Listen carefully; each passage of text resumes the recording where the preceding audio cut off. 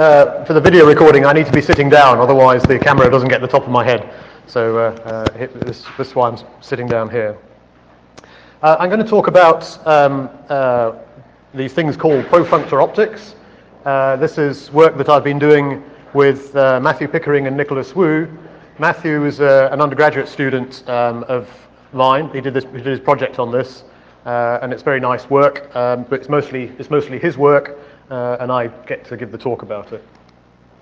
So, what this is about is lenses for access into data structures.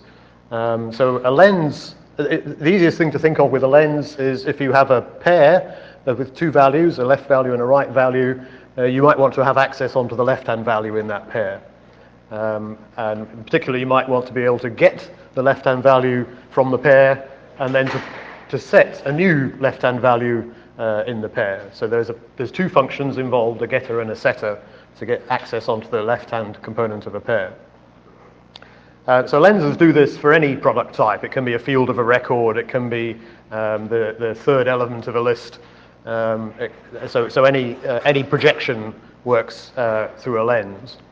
But there is a dual to this for some types. These things are called prisms, and I'll show you concrete definitions of these in examples later. And lenses and prisms are collectively been called optics. And there are some more things within the remit of optics. There are also things called adapters and things called traversals. And I will also tell you what those things are. And there are two problems with the obvious way of representing these, where you represent a lens as the two functions, the getter function and the setter function. One problem is that these optics are not closed under what are called heterogeneous composition on the slide. By that I mean you might want to put together a lens and a prism. A lens will give you access into part of a product type, and maybe there's a sum type within that. So to get access within a sum within a product, you would hope to be able to compose a lens and a prism somehow, saying how to get through each part. But the problem is, the thing that gives you access into a sum, into a product, is not a lens, and it's not a prism. And I'll show why that's the case. So you can't express that as a lens, and you can't express it as a prism. These things are just not within the language of expressible stuff. And a second problem is, suppose you wanted to put together a lens with another lens. So you've got access within the left-hand component of the pair, and maybe that is itself a pair, and you want to get at the left-hand component of that. So it's the left component of the left component of a nested pair. That is a lens, and you can make it out of putting together two lenses, but it's a bit clumsy to do so. You have to take the lens apart into its getter and setter functions. So they do compose homogeneously, but only in a clunky way. So I'm going to fix both of those problems by showing you a different representation. And this representation is in terms of these things called profunctors, which are rather cool. And it's a very slick presentation, and it will allow us to compose lenses easily with other lenses, and more importantly, to compose lenses with prisms and lenses with traversals and adapters with prisms and so on. So you'll get much better compositionality of these data access mechanisms. So I call this modular data access mechanisms. So this is one way of looking at this is a kind of bidirectional programming style. You express the getters and the setters in one go by saying whereabouts in the structure you are. It's kind of like a pointer into a structure. I've been doing some work recently on bidirectional programming languages, which let you express in one go a program that can be read in two different directions, sort of the get direction and the set direction. But I recently discovered that, it occurred to me that a nice logo for this is the former British Rail logo. Now, maybe you can't see this if I'm sitting down, but here's my my bidirectional T-shirt. So here's here's lenses. The getter and the setter I've called view and update here. If you have a structure S and it has an A component within it, the view function the view function is a function from the whole structure S to the component. It extracts the components within it, the A. And if you want to change that component to a B and put it back, you'll get a new structure which will be might be of a different type, T. So the update function takes the new component B and the old structure in which it appeared, S, and produces a new structure. So maybe this is an integer character pair, and you take out the integer and put a float in its place, then you'll get a float character pair as the result. So the output type might be different from the input type. So I've captured this as a piece of Haskell. It's a record with two fields, each of which is a function. And there's a picture at the bottom right of the slide that shows those two functions. So the view function is just a plain ordinary function from S to A, and the update function takes two inputs. It takes a B on the right-hand side and the old S on the left-hand side and produces a T as the result.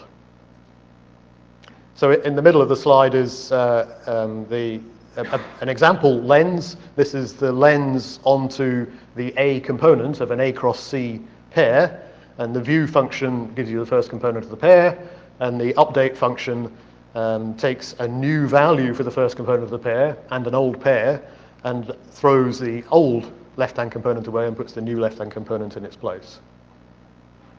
So, I'm going to call that lens pi1. So that's lenses. The dual, prisms, is for sum types. So a sum type, think for example, an object-oriented superclass with several concrete subclasses, and a prism will give you access to one of these things as the subclass. So maybe you've got shapes and you've got squares and circles, and you've got something that you want to do to a circle, and what you're given is a shape. So it's got the wrong type. So you need to get access to that thing as a circle, and so there's a downcast method that will give you from a shape to a circle, and an upcast from the circle back to the shape again. So here it's dual, so it's the other way around. It's the upcast that is the obvious thing. The upcast always succeeds. So I've called that build here. That takes the value that you've changed it into and upcasts it back to the enclosing type, the context. Matching is the complicated thing. So matching, like downcasting in OO terminology, might fail. You might have a shape and try to downcast it to a circle, and it might be a square. The downcast might fail. This generates a sum, whereas the lens, the update function, consumed a product. So that's the duality coming through. And if you look at the bottom right-hand corner, the picture is very similar. Here we've got an arrow going across the top and looks like a curved arrow going back along the bottom.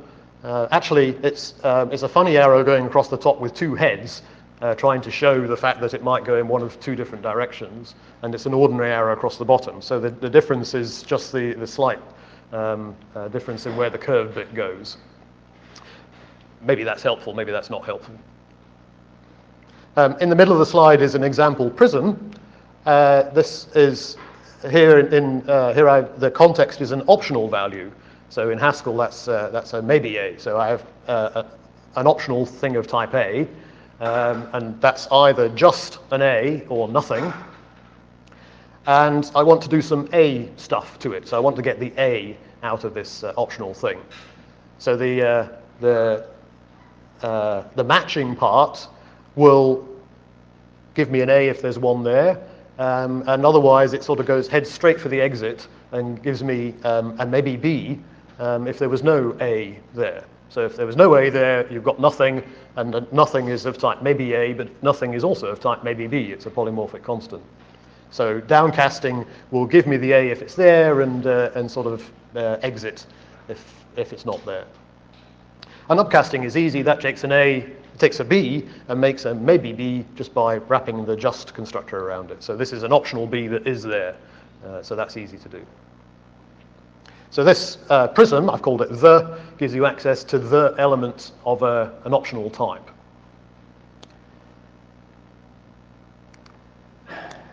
I'm going to briefly mention the other two. I'm not going to say very much about them. Adapters are the common specialization of lenses and prisms. So here, think of a lens where you get access to the whole thing.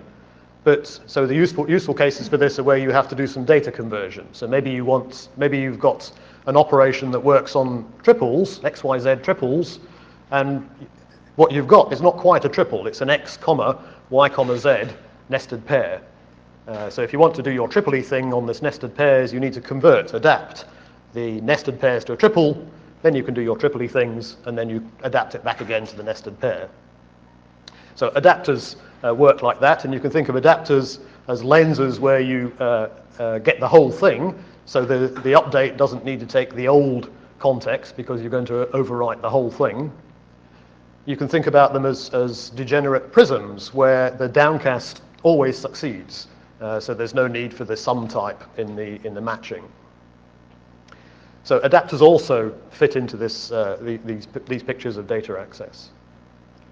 And the fourth variety is these things called traversals. So I'm not going to explain the types and applicative functors here. If you've seen this before, this will be familiar, and if you haven't, then nothing I say within the few minutes I have available will make it clearer.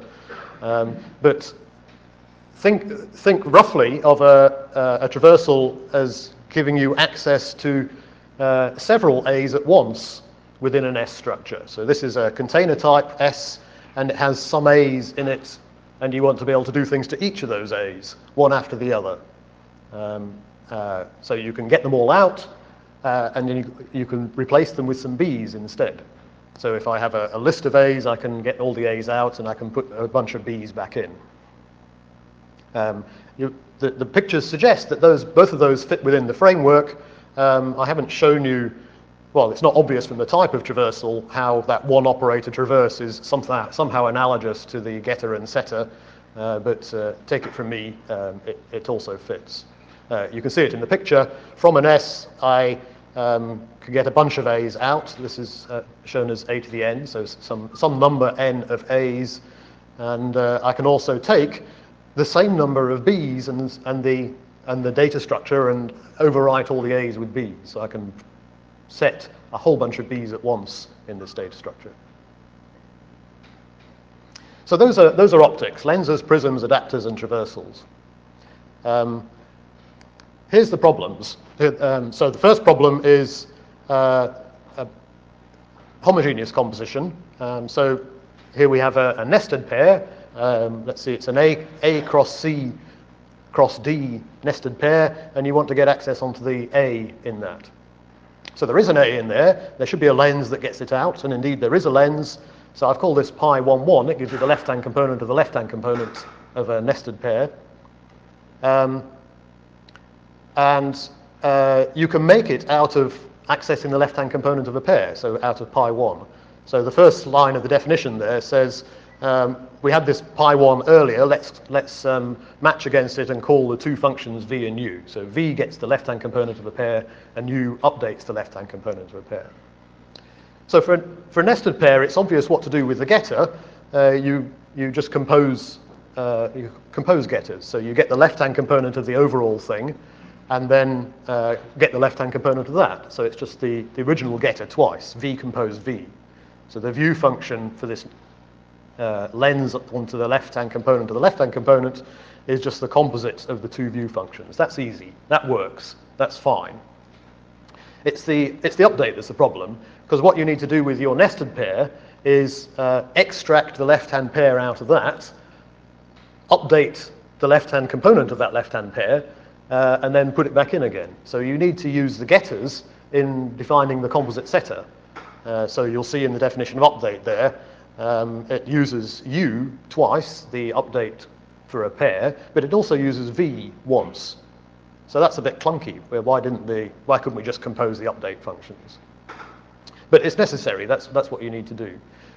In fact, for accessing for setting the left-hand component to the left-hand component of a nested pair, it's easier just to ignore what you knew about pairs and build it from scratch. The update function at the bottom of the slide does it in one go using pattern matching, and that's just an easier way of doing it. So that tells me that my abstraction was not a very good abstraction because it's not convenient to use it. It's more convenient to ignore it and go back to first principles. So that's problem 1, homogeneous composition. Problem 2 is heterogeneous composition. Suppose I have an optional pair, an optional AB pair, and I want to act on the A in it. So there might be an A there, but there might not. If the optional pair is there, then there is an A in the left-hand component of the pair. But if the optional pair is missing, there's no A. So that means you can't define the view function. The view function would have to take an optional A cross B and always give you an A. And it can't fulfill that promise. You can't always get an A out of that. So there's no way of writing a view function, so there's no way of writing it as a lens. Conversely, there's no way of writing it as a prism either, because you would have to have a build function, and that would have to, from an A, construct an optional AB pair. So the optional part is no problem, but where does the B come from? You can't use your A, so the only thing you can do is throw the A away, and that wasn't what the build was supposed to do. So the thing that gives you access onto the left-hand component of this optional pair, the A in maybe AB, is not the lens and it's not a prism. And it's not an adapter and it's not a traversal either. So it's the universe of data accessors that I've shown you is not closed under this kind of composition. So we're going to fix that. And we're going to fix that with these things called profunctors. For profunctors, just think of things like functions. They're a generalization of functions. So think of them as a blob that takes stuff in and produces stuff out. So functions you can think of as a blob that takes stuff in and produces stuff out. Profunctors are generalizations of this. They're transformers that take stuff in and spit stuff out. But they needn't take just one thing in and put one thing out. Plain ordinary functions from A to B form one profunctor, but also functions that consume A's and produce B's and Booleans, B, Boolean pairs. They consume A's and produce B's and some other stuff.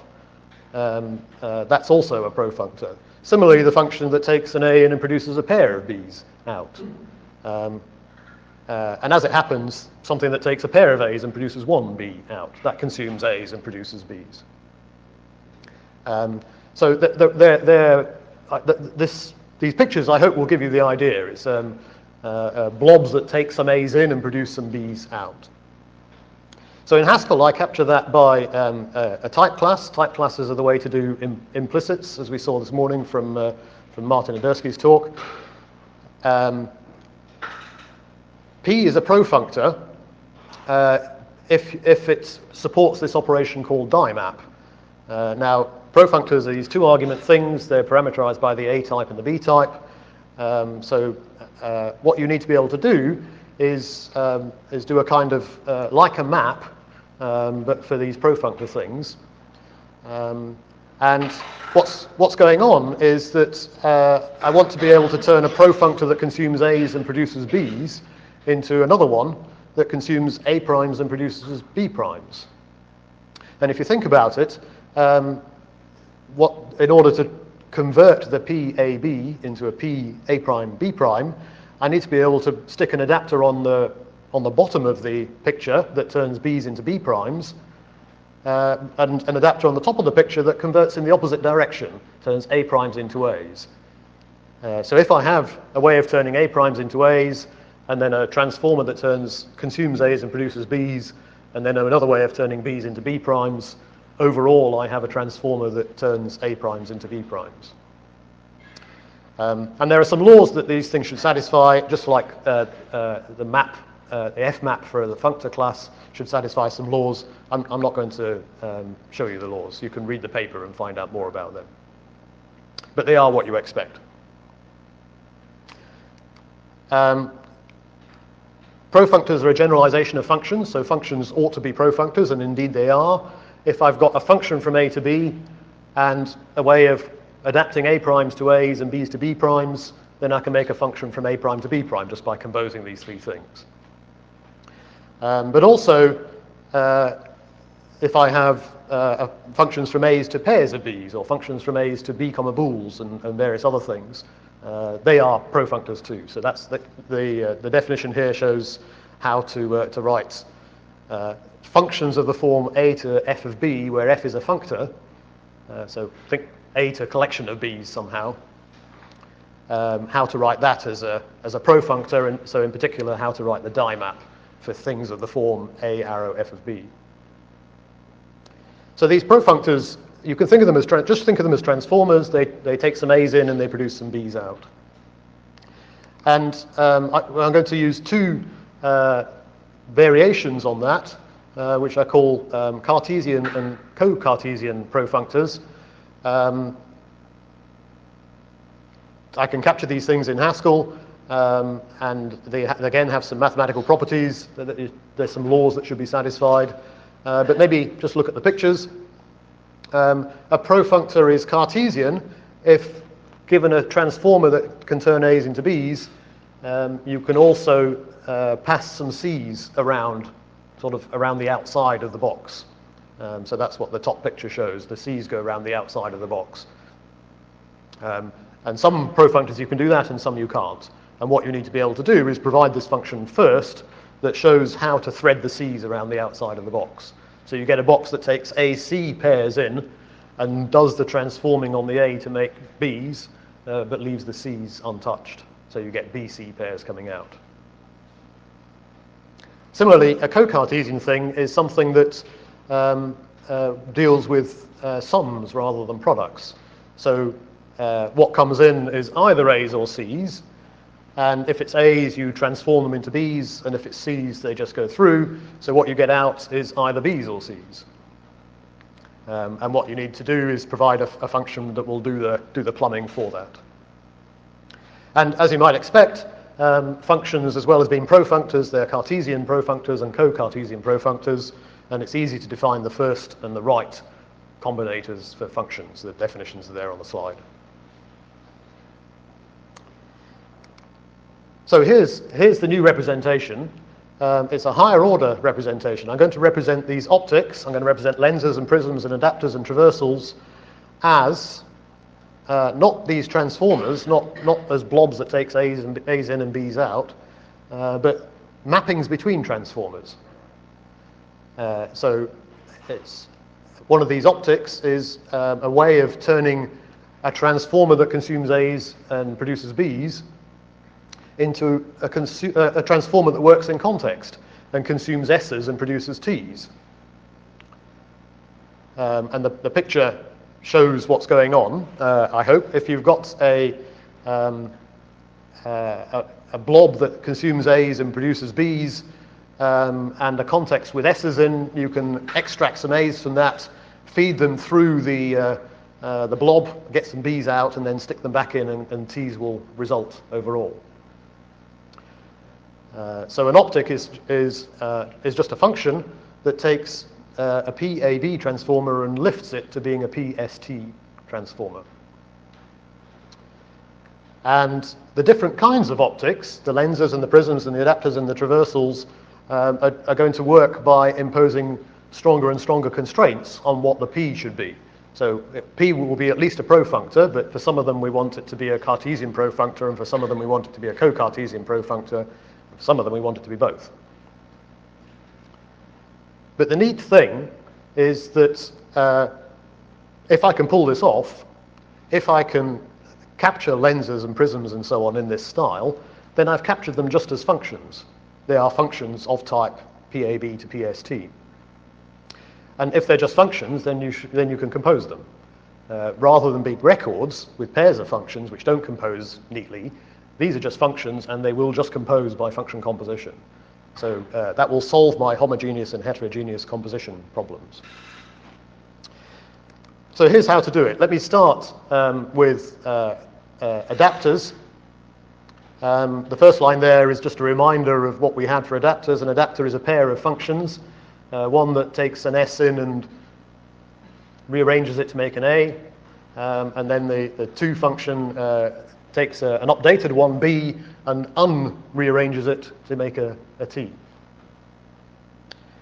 And the profunctor representation of these things is just one of these optics, so that's a function that takes PABs to PSTs that works for an arbitrary profunctor.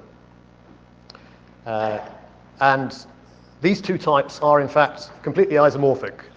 If you've got an adapter, you can make an adapter P, and if you've got an adapter P, you can make an adapter, and the transformations in both directions are each other's inverses. The transformations are short, so they're in the middle of the slide there. They're just very cryptic one-liner things. So it's not obvious how that works. It certainly wasn't obvious to me when we came across these things that this is going to work at all. I think it's quite surprising. But they are very short and simple, so there's not a lot of code there. The talk just before coffee in this room, the speaker said that he didn't believe in beautiful programs. I do believe in beautiful programs, and I think these are beautiful programs. Nice, short, elegant, and surprising programs. So they're very much like poems, or even like puns, that they make you surprise you in what you can say in a small number of words. So how do they work? The one that turns the concrete thing into the profunctor thing is the easier one to make. If you've got to define an optic PABST, which is to say you've got to be able to turn a PAB into a PST, and happily you're given a function from S to A and a function from B to T. So if you've got a function from S to A and a PAB and a function from B to T, you can just use die-map, and that will stick the little adapters on either side of your profunctor object, the transformer, and make the PST. So that's what the function adapter C to P does. It just uses die-map and just puts the two components O and I on either side of the transformer. The one in the opposite direction, adapter P to C, is a bit cryptic. If I know how to turn PABs into PSTs, how can I make the from function and the to function? Well, here's a very clever way.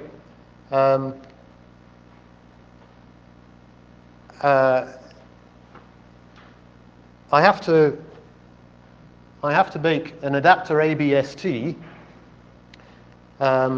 and it so happens that adapter AB is itself a profunctor, and this is how to do a die-back for adapters. It's just function composition. So that means what I have to produce is PST, where P is the profunctor adapter AB. And I'm given a gadget that will, L, that produces PSTs for me if I give it PABs.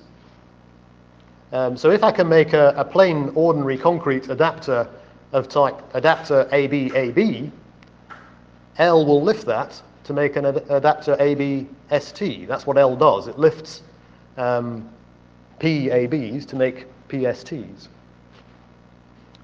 So how can I make an adapter AB? Well, this is an adapter that takes an A in and produces an A out, and then in one direction, and takes a B in and produces a B out in the other direction. So it's just a pair of identity functions.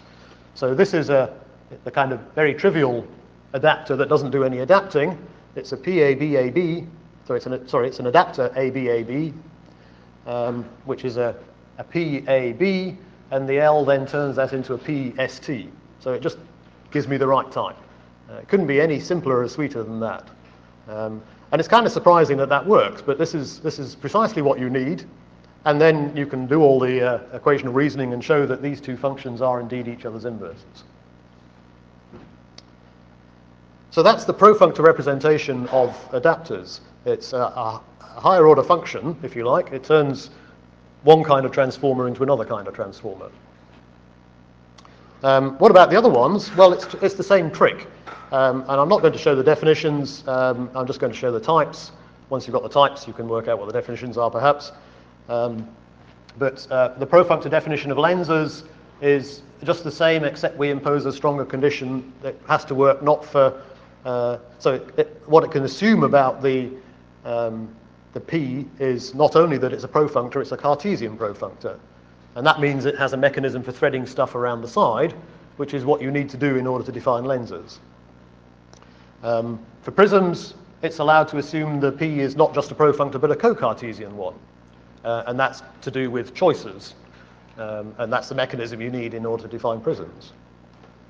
And traversals, where you need this Co Cartesian and something else that I haven't shown you. But again, that works out. And if you want the details, then you should read the paper, and I'll give a link at the end of the talk.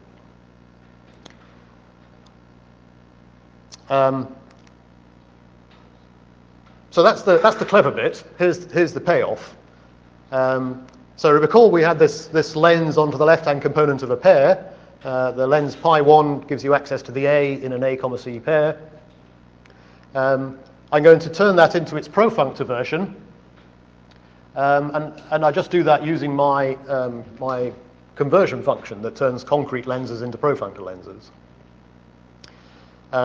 If you unpack what that does, what I get, I could have written it instead from first principles, and it's something that turns a PAB into a P A cross C, B cross C. So if you know how to act on the A's, this is how to act on the A's in an A cross C pair. And it has to work for any P, but it can assume the P is Cartesian. It's a Cartesian profunctor. Now, the definition is not long, but it is also not obvious. And I couldn't have written that. I couldn't have come up with that myself without having gone through the route of figuring out the transformations, the conversion functions. But you don't need to write all this complicated stuff because there's a converter that does it for you.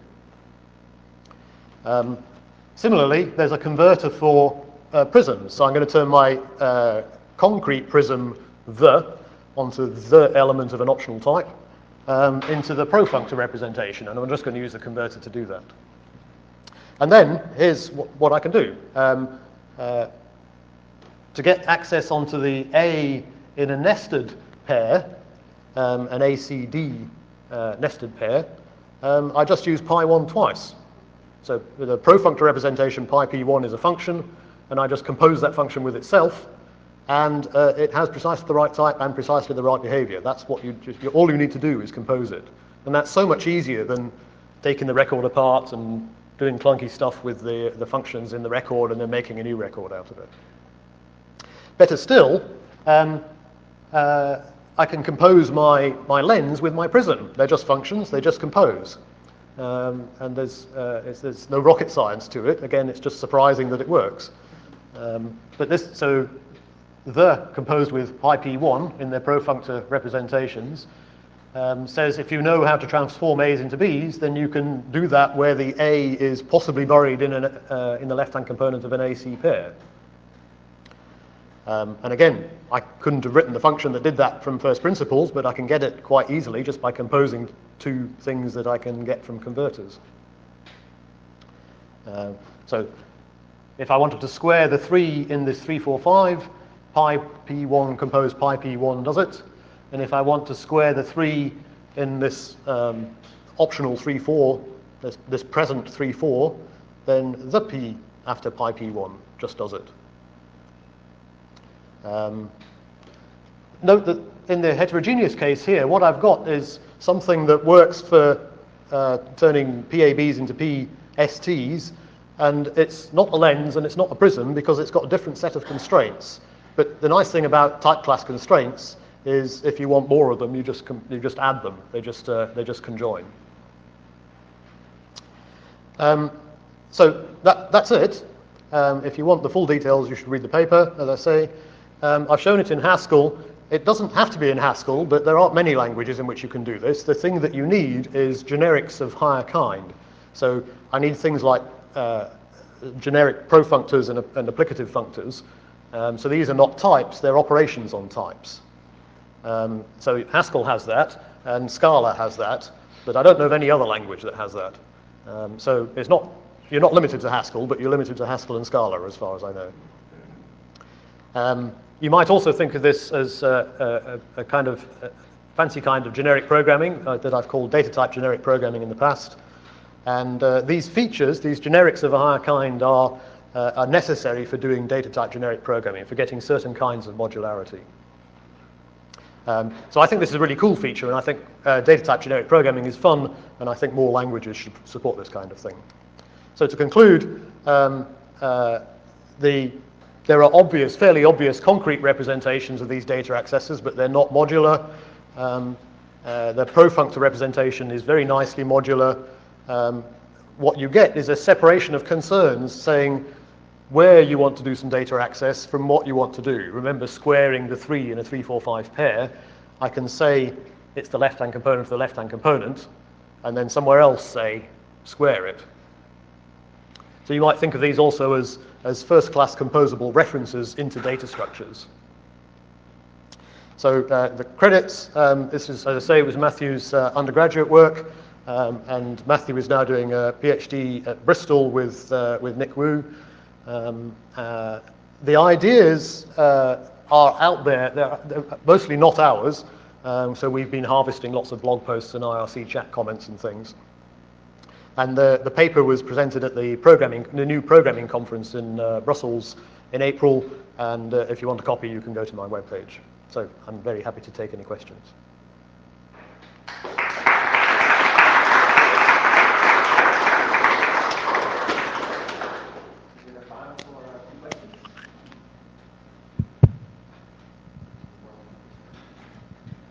Hi, great talk. Thank you. Are you familiar with PureScript? Yes. So PureScript has a Profunctor optics library. That's one of the ones we borrowed from. So I was wondering, this is maybe only tangentially related, but in PureScript, the type classes that you referred to as Cartesian and Co Cartesian are called strong and choice. Yes. Could you explain the choice of names? So we started off with strong and choice. We borrowed their names, but they're curiously, the constraints are duals to each other. They're about sums and products, which are categorically they're dual ideas. But strong and choice are not dual words. They're mixing metaphors. So we tried to think of something else, and I consulted wiser category theorists, and they said these things are Cartesian. That's what the category theorists call them. And Co Cartesian is obviously the dual of Cartesian. Thank you. So it's just nicer names.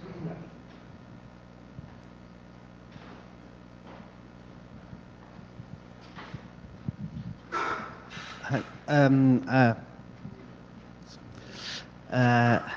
you can I go back on the first slides when you present the first example, which has some problems. This one. Or do you want to go composing? Yeah. With the diagrams. Oh, the diagrams. Yeah. Sorry. The one with the ST and AD. Okay. Yeah. These diagrams. Before traversals. So that's for prisms. That's for lenses. Yeah. So Prism is basically a data type representing. So the function that you have to give it are those that transform the, for example, for the Prism, the superclass into a subclass, or how to build. Right. So they're the downcaster and the upcaster. Okay. Yeah. So, but after all the machinery, you just have to provide those. Yes. Okay. Yes. Yeah. So you can build a concrete prism out of these two functions, the downcaster and the upcaster, and then you can apply my converter that turns it into its Profunctor representation. Yeah. Well, since the next session is actually cancelled, then we have 40 minutes for questions. I can do the whole talk again if you want. Any more questions?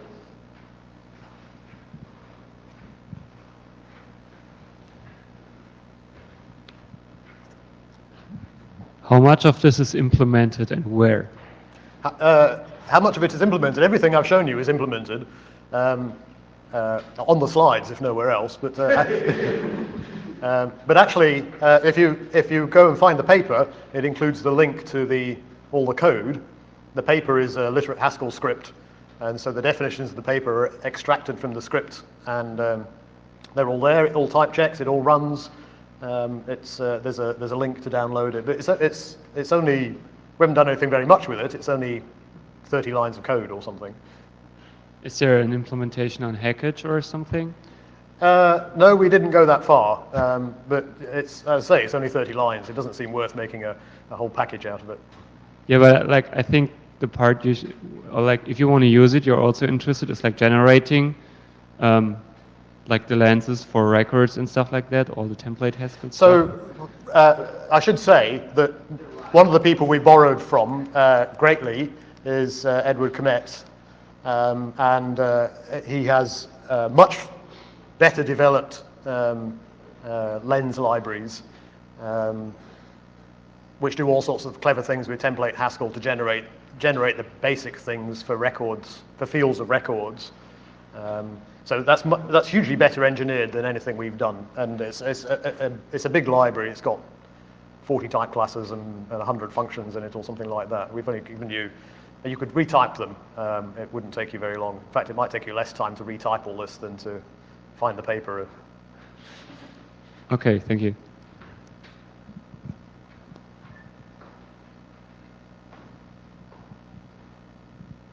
I believe Russell O'Connor has a Profunctor optics library on Hackage now, and I cannot recall the name off the top of my head, but it's something lens. Mezzo lens is probably the... yeah, probably. Mezzo. Mezzo, like medium-sized.